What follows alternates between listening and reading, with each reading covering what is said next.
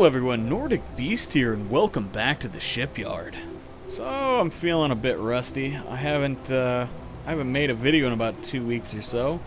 In fact, the last thing I recorded, I believe, was the killing floor, which was my last video posted just a few days ago. Since then, pretty much I've been posting things that I've pre-recorded. I tried to do a NID video, but the netcode is still so bad, I'm just having all kinds of problems with it.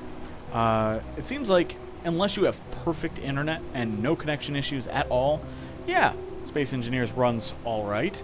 But if you have any kind of connection issues, yeah, you're limited in how fast you can go. It's very stuttery. You bounce all around trying to weld things, because I'm attempting to build something in Space Engineers, and I do projection building, or, you know, I project an object and just weld it together. Way faster than doing it by hand. And not only that, I like to test my ships first. I understand a lot of people don't, but that's a discussion for another video. Anyway, trying to build, bouncing around, welders breaking off of Wanda, and it's a nightmare. So anyway, in SE, I've kind of actually been having a bit of writer's block lately. I haven't been gaming as much. I've been very busy with my personal life. I actually became a butcher, and it's actually pretty fun. I'm enjoying being a butcher.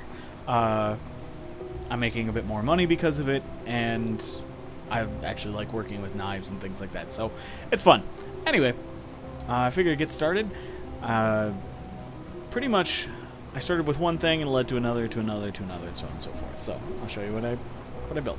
This right here is the first thing out of all this I built, and the idea was just it was supposed to be like the centerpiece of a transport, which is cool, but that's not the important part. What is this door system.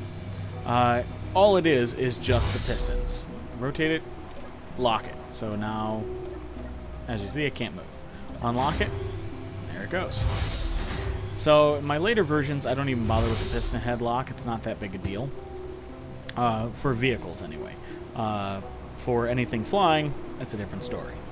So after building that, I decided I wanted to try my hand at vehicles. I've noticed a lot in the workshop lately, and I started off with this design where you have the up wheel here and the up wheel back here, 4 wheels in the middle, and gave good handling, good stability.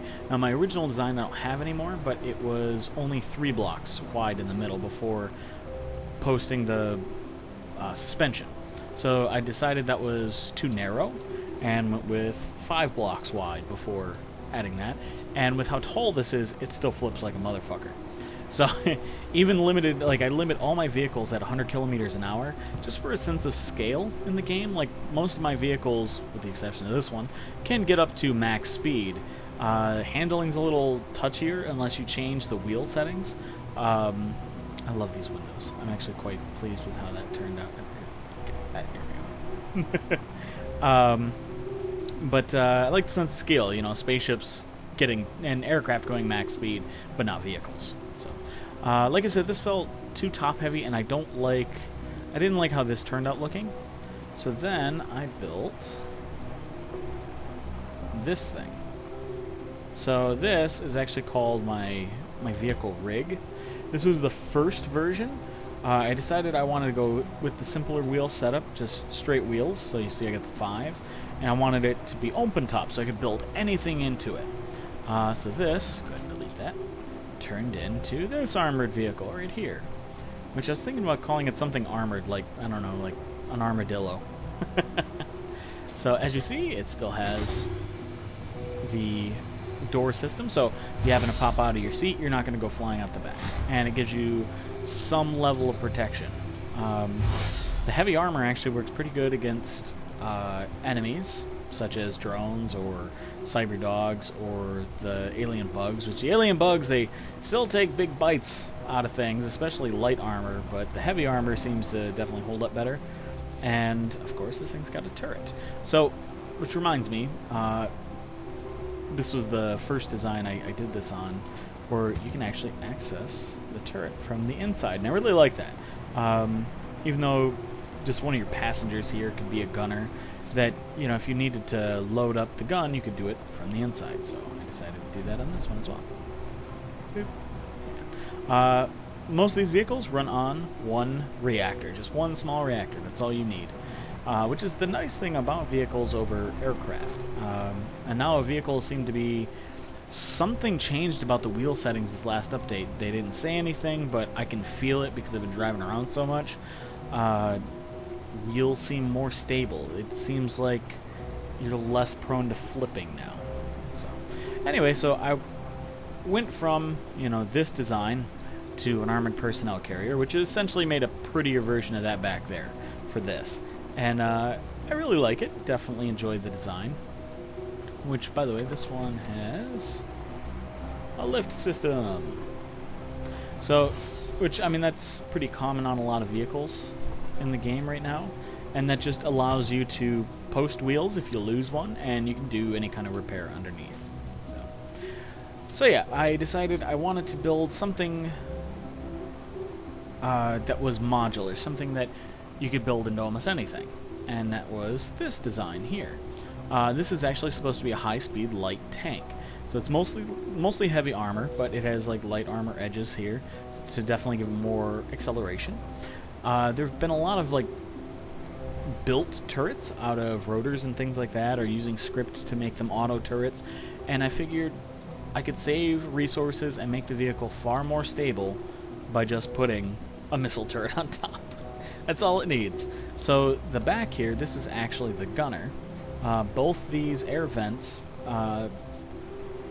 provide air for both the front and rear seats. So the front seat is the driver, which also, you see I got some script right here, which you can clearly see. Oh, you can actually tell it's almost 5 a.m. here. Unknown command. What? It's this guy.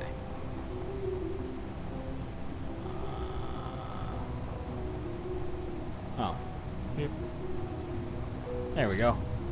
Yeah, alright. So anyway. Now the back seat here, I have LCDs here, which I never put anything to. And it's all connected to a connector you see there, which then connects up to a medium cargo container to store rockets for the missile launcher. And then there's conveyors that go from the back cockpit, where the air vents are, through the medium cargo container into this cockpit to provide oxygen. So that's pretty much it. And I went back with the 3 wheels on the bottom and then the one in front, one in back. That gives more stability over rough terrain. It allows you to actually like hit hills and jumps and things like that without destroying the vehicle. So this one, let's see how. Come on. There we go. Now you can see. Only of the middle wheels, it's only the front and back one that actually turn. So, and then the middle one stays stationary. And this thing actually accelerates and drives around pretty well. I'm quite proud of this one. So, we're doing a NID event soon, kind of an experiment on a bit of a public server, like the idea of the strain of a long-term server. So it's going to be like a 2-week event. Well, Boris was talking about he needed a vehicle, so I had this one. This one's been the best one I've made thus far, and he said he needed some kind of cargo vehicle. So I made this out of it. Not nearly as pretty. Removes the middle wheel. Handles beautifully, actually. It's very stable. This one, I put the air vent here. I went with a convey block. What are those? Like the big conveyor boxes. And as you see, it still connects to the connector down there. And the whole top is all light armor, as opposed to the more use of heavy armor on this one. Still use heavy armor on this, mostly for the bottom, and you can see some of the walls in there have heavy armor still. Basically for stability, to help keep it bottom heavy, to keep it from flipping. And this thing actually handles extraordinarily well. Oddly enough, this little guy handles, I'd say, a little bit better, because it has the extra surface area on the wheels, and the extra weight helps to keep it more stable. So, now this guy also has the 2 seats back here with monitors, which, by the way, this is called the NID car. Oh, okay, it doesn't pop up there. Yeah, it's called the NID car, and I actually posted this today, so I'll put a link down in the description below. And, oh yeah, this thing's just a blast. And as you see, it runs on the single small reactor back here. Alright, so next up, I would say this little guy here. So this is actually my DHR Jeep, as an anti-tank vehicle. I put in an extra seat in the back, which, let's get into it. Here we go. As you can see, little cargo containers as well. And basically, this guy is supposed to be the gunner. Now, the thing is, from inside the vehicle, you can't load up the missile launcher, but you can from here. So you can carry extra rockets on your person and put them into the thing manually. Otherwise, I believe in vanilla it only carries 2 rockets at a time, which I know is not great, but I figured I'd give it a try. So one of the issues over the last couple of updates is, alright, let's go to control. So I'm controlling the vehicle now. As you can see, I can look around just fine. But if I go to third person, I can't look around at all. It's something to do with remote blocks, which is very upsetting because I like doing this seat design. But now I can't look around in third person. What a crock of shit. Yeah. So I'm pretty happy with this one. Other than the issues with the third person in those seats, I'm quite happy. And that's why all these vehicles have actual cockpits instead of the seats with, you know, the remote control block. Now this little guy was something I came up with today. It's like the first original design I've had in forever. And last thing was this design also has the lifting capacity. So, you know, you can repair it if need be. And it allows you to access the connector if you want. Oh, and last but not least, I left the connection point on the top and on the sides open so you could do whatever you wanted to the vehicle. Want to put a turret on there? Put a turret. You want to put connectors on the side? Put connectors. You know, you can do whatever you want with this vehicle. So, alright, so this little guy, I just wanted a very simple Jeep design. Something that, you know, one person could use for whatever. Essentially a car, but for one person, and this is what I came up with. This handles okay. I've actually found that the lighter vehicles are very hard to make stable. Let's see here. Oh, no, don't crash. See, it's very jumpy. It's hard to keep it on the ground. So maybe yeah? You're an asshole. Ah! Oh, it's the tank. Okay, well then. That was spectacular. Wow. Blew my wheels off. Well, at least you know if that ever was to happen, you'd survive in this thing. Okay, so this here does not have a name as of yet. I believe I just called it my atmospheric transport. And this was essentially trying to make one of my armored APCs into a flying vehicle. And this thing turned out better than I had hoped. So, unlike the others that uses the fighter cockpit instead of the regular cockpit. Let's see, do I have... Nope. Okay, that's good. Dampener's on, lift up. Have you guys take a look at this. I wanted something that looked like a transport as opposed to, like, you know, just trying to piece something together. I like my aircraft to look like aircraft, so...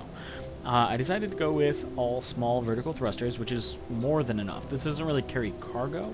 This is more of a personnel transport. So, as you see, it takes off just fine. No real issues. Now, as you can see, all the reverse ones are small, but to accelerate it has the 2 large. I wanted the, that's another new update thing, is this snapping around. There's no moving parts, and yet it still snaps around. Look at this shit. I don't know why it does that crap. Anyway, I wanted it to look like a real aircraft, so it has the underslung engines. It's 4 gyros? Yeah, it has 4 gyros at 72,000 kilograms, and it's still sluggish in its roll rate, at least. But I'm again very happy with how this thing turned out. All battery powered. It has 1 internal reactor, small reactor, and then runs off battery, so it's pretty typical in that sense for my designs. A lot of my fighters and things like that I tend to make battery powered. Now this one's a bit different because it actually has room for a solar panel. So it does have one to help recharge, as well as the small nuclear reactor. There we go. By the way, this is a completely mod-free room. Even planets. This is This room is actually called Friend Friendly. There's no mods and not even planetary mods, nothing. And it's just a solar system. It's just so if I'm building and my friends want to join, they can. So now, one issue I was having is I wanted to make sure everything I used could be used on the alien planet as well. So I built everything designed to be used there. So first off, I added a gun turret to the tail. That has been more than a little useful. Holy crap. So now I go ahead and hop up in here. Come on, let's go. I know you can. There we go. A little bit more cramped than my other designs. I don't know. It might actually technically be the same, but it feels more cramped, I suppose. I got little windows here. We have little text panels as well as... Wait a minute. What the... There's no cargo container here. I'm going to have to fix that. So this one actually has the 8 seats back here. And then it has a crew member seat here, as well as the cockpit. So this here, you could use either for the tail gunner or just an extra crew member or an extra person to transport. So it's really up to you. Yeah. And back here is cargo container on that side, and the reactor is on that side. So actually, I want to take a quick look. I don't think I looked before. Let's see. I believe I have 10 batteries. No. Yeah, 10 because there's 2 inside as well. Yeah, snapping around is pissing me off. I want to see. Oh no! Don't crash. Oh. So look at that. An hour of flight time. Actually, over an hour.